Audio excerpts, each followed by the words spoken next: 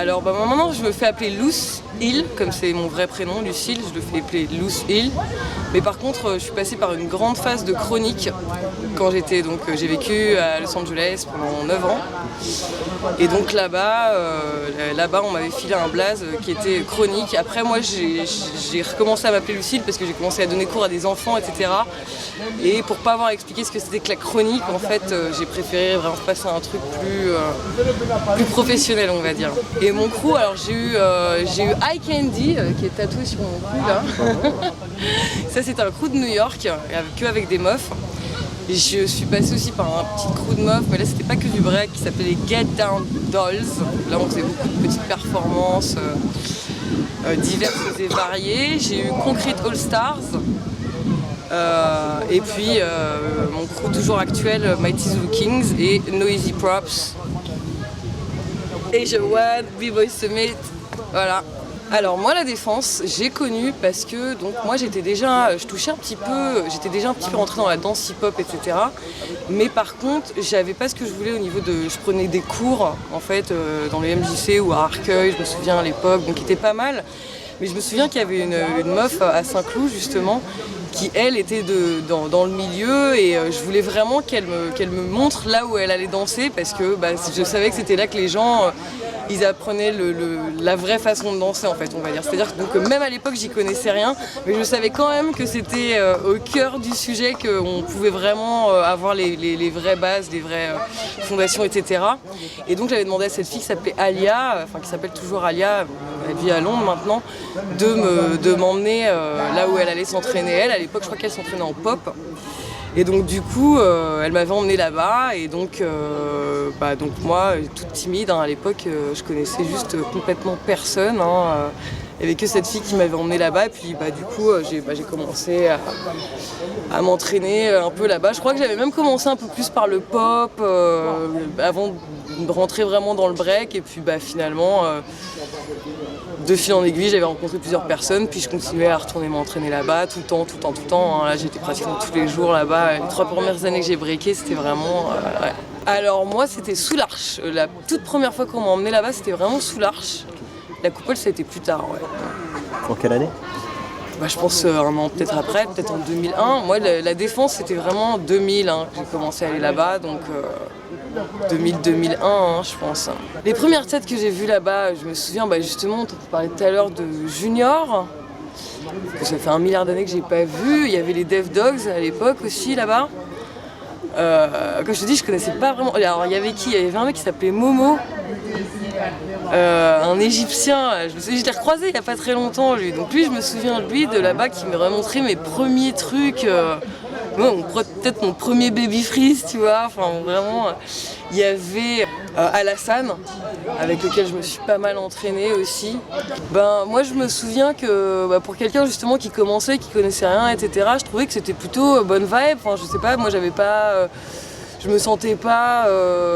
moi j'ai été super timide, mais après si on avait besoin d'aide, etc. pour apprendre des trucs, les gens ils étaient là, ils pouvaient t'aider, te montrer des moves, etc. Oui, après je me souviens que c'était le groupe, que tout le monde était un petit peu installé au même endroit, mais qu'après c'était par groupe de gens qui devaient s'entraîner ensemble. Et puis voilà, je me souviens pas, j'ai pas beaucoup d'autres souvenirs plus précis que ça. Mais bon, c'était cool, c'était un endroit où c'était pratique d'aller s'entraîner. Fallait dire bonjour à tout le monde, ça c'était plutôt cool parce que, après c'est juste qu'il y a beaucoup de monde, quoi, donc c'est un peu relou. Quand tu t'en vas, quand t'arrives. Ce que je me souviens, c'est que pour aller se changer, c'était une galère. On allait tout le temps dans cette espèce de café. Là, ça, c'était plus vers la coupole après, où ils nous laissaient rentrer pour nous changer. Après, il y avait l'histoire du son. Parfois, les prises, elles fonctionnaient pas, c'était relou. On pouvait pas écouter de son. C'est un petit peu l'élément clé. Même si à l'époque, j'avais pas encore compris l'importance que ça avait d'avoir de la musique pour s'entraîner. Maintenant par contre j'en ai besoin, donc mais à l'époque oui, si c'est un souvenir marquant, on s'entraînait beaucoup sans son là-bas. Ouais. Écoute, on peut raconter l'anecdote de la garde à vue, hein. Je t'en prie, vas-y. Ça c'était à l'époque, on s'entraînait déjà à la coupole. Et je crois que c'était autour des élections, là où il y avait Le Pen qui était passé, même à un moment donné, ça avait fait un peu flipper les gens, bon bref. Et donc là, je sais pas, les flics qui nous prenaient la tête, je sais pas, il y avait des phases de temps où ils pouvaient passer à côté de nous, ils s'en foutaient, et puis là, à ce moment-là, non, visiblement, ça les faisait chier qu'on s'entraîne là. Et puis bah moi, à l'époque, ouais, j'étais vraiment nerveuse, et ils étaient venus, on n'était pas nombreux, on devait être, je sais pas, 6 ou 7 à s'entraîner, là c'était vers le mur en briques. On s'entraînait, ils sont arrivés, ils nous ont dit ouais, dégagez et tout, à nous parler comme des chiens, comme ils aimaient bien faire. Le ton a monté, il y en a un qui m'a poussé contre le mur, j'ai commencé à... On a commencé à pas bien se parler du tout, finalement il m'a menotté, j'ai réussi à sortir une des mains des menottes et je lui fais bah tiens ça va marcher, etc. Donc bref, tu comprends comment ça a pu monter le ton, et puis bon après ils étaient à 4 sur moi, donc je me suis retrouvée par terre, tirée par les bras, à me faire mettre des coups de pied dans la tête, mais bon moi je me suis débattue, donc j'ai fini au poste de la défense où imagine, ils m'ont attachée au banc, j'étais la seule attachée au banc, je peux te dire, ce soir-là. Et donc voilà, et je me souviens les mecs qui me demandaient mais qu'est-ce que tu faisais, je leur disais mais je faisais rien, je dansais, j'étais là, je faisais juste que m'entraîner, et bon apparemment ça plaisait pas, donc moi, c'est la petite anecdote dont je me souviens encore maintenant parce que ça m'a coûté très très cher déjà pour commencer, et puis bah, c'était un peu triste, enfin, nous on faisait chez personne à s'entraîner là-bas, donc c'était un petit peu... Ouais, on était beaucoup plus jeunes aussi, hein. Donc, si je peux me rappeler de Marianne aussi, j'avais vécu en colocation avec elle après à Colombes, on s'entraînait beaucoup là-bas ensemble. Enfin, maintenant, elle, je crois qu'elle s'est complètement perdue de vue, je crois qu'elle a arrêté le break. Il y avait Liven, dont je me souviens. On a complètement... Enfin, je sais pas du tout ce qu'elle devient. Mais en tant que meuf, je me souviens en particulier d'elle. Il y avait une autre fille dont je me souviens plus le prénom par contre aussi, qui était aussi asiatique. Il y avait Mylan mais elle breakait pas, elle venait souvent, enfin je me souviens d'elle qui nous regardait la plupart du temps. Après j'avais rencontré Marianne aussi à la coupole, hein, je sais plus si c'était à la Défense, je sais plus exactement où. Bah, c'était l'été, la Défense, il y a aussi l'aspect été où on avait toutes les pelouses au-dessus, donc je me souviens avoir rencontré Marianne, je pense, en été, comme ça, quand il y avait des entraînements dehors. Qui d'autre? Il y avait cette fille, Émilie, mais elle, je me demande si je l'ai pas rencontrée après, plus tard. Ouais, ça c'est hyper fou. Mais ouais, ça faisait pas beaucoup de filles. Hein. Pour 100 gars, ouais, je dirais que c'était 5 filles. Hein. Donc ouais, c'est un peu léger.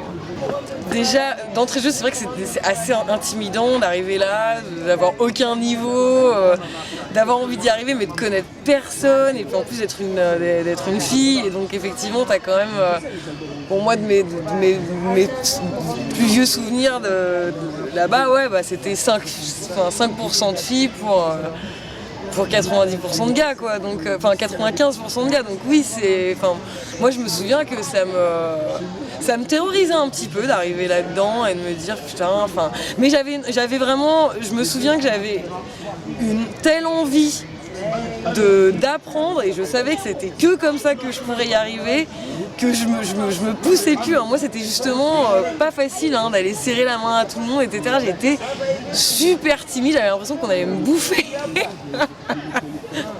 Alors maintenant ça me fait rire parce que j'ai justement, grâce au break, etc., au bout des années, ça m'a fait prendre une confiance en moi complètement hallucinante que j'avais pas du tout à l'époque. Hein. Maintenant c'est limite le contraire, hein. Donc c'est pas forcément une bonne chose non plus, mais à l'époque j'étais très timide, et ça fait aussi que si j'avais été moins timide, c'est un regret que j'aurais été plus vers d'autres gens en fait. Moi là-bas à la Défense, je m'étais vachement enfermée avec les seules personnes qui s'intéressaient à moi en fait, ouvertement, et donc c'est comme ça que j'étais restée à m'entraîner qu'avec vraiment une ou deux personnes, peut-être 3, et puis les gens qui m'intimidaient le moins en fait, et les autres... c'est pas qu'ils me faisaient peur ou quoi, hein. C'est vrai que tout à l'heure j'en ai parlé en disant j'avais l'impression qu'on pouvait aller demander ce qu'on voulait à qui que ce soit, et c'est vrai, mais j'osais peut-être pas à l'époque, et donc du coup j'étais vraiment dans une petite bulle. Moi c'était j'étais pas à l'aise tout de suite là-bas. Voir est-ce que j'ai même été à l'aise à un moment, non, je pense que ça a pris des années pour que je me rôde, pour que je me fasse à cette image d'être une femme forte qui a peur de personne, hein, parce qu'on se fait manger facilement, hein. Les gars, ils ont une petite meuf qui arrive, hein, on va lui donner des conseils. En fait, ils en ont rien à foutre, les gars, de t'apprendre le break. On sait très bien ce qu'ils veulent à la base, tu vois, donc ils peuvent dire ce qu'ils veulent. Au départ, ouais, je pense qu'il faut se protéger et c'est pas évident. Ça a pris des années pour que je m'impose. Non, moi à l'époque j'avais aucune confiance en moi. Donc j'estime pas que je m'imposais. Je suivais par contre beaucoup le mouvement. C'est-à-dire que je me souviens que j'allais à toutes ces soirées, là, même j'étais pas que dans le break, j'allais à toutes ces soirées où il y avait tous ces danseurs qui allaient pour faire de la house dance, etc. Donc au Queen, à la Coupole, etc. Machin. Là, je m'y sentais bien, mais je sais que j'étais très timide. J'étais un petit peu dans mon coin, mais je profitais de ce que je voyais et j'apprenais aussi de ça. Mais non, m'imposer, non, ça m'a pris d'aller aux States et d'apprendre ce que c'était que d'avoir un bon état d'esprit, là, pour le coup, où t'es pas là dans l'intimidation. Après, c'est moi aussi qui suis timide, hein, mais je pense qu'il y avait des trucs aussi qui peuvent être intimidants quand t'es en tant que meuf, quand tu commences à rentrer dans ce milieu-là. Moi je trouve que c'est bien de faire ça maintenant, dans le sens où la défense a énormément changé. Enfin, moi je veux dire, en 2 ans, j'y retourne pas à la défense, mais je ne connais plus la défense. Je m'y perdrais maintenant à la défense, c'est pas du tout ce que j'ai connu il y a 14 ans, 14-15 ans maintenant. Je trouve ça bien justement pour les générations à venir, qui sachent. Après l'histoire, ça rentre dans l'histoire, tout ça, ça fait partie du hip-hop français, du b-boying français, de là où les gens allaient s'entraîner à l'époque, ça fait partie du cadre, etc. Donc je trouve ça intéressant de parler de ça. Quand justement les nouvelles générations vont vouloir aller parler aux gens qui étaient là à l'époque, etc. Ça c'est des références, c'est des gens qui étaient là à l'époque, etc. Ça c'est des gens vers lesquels se tourner. Donc je trouve ça intéressant par rapport à ça, par rapport à l'histoire. Alors ouais, quel conseil donner à ces gens-là qui aimeraient partir dans la bonne direction? Oui, c'est déjà de se renseigner sur les endroits où il y a des gens un peu qui savent ce qu'ils font, hein, qui s'entraînent pour commencer sur des bonnes bases autant que possible. Éviter les profs charlatans. Moi, c'est le meilleur conseil que j'aurais à donner à ces gens-là, c'est vraiment de se renseigner sur la réputation de quelqu'un, en fait.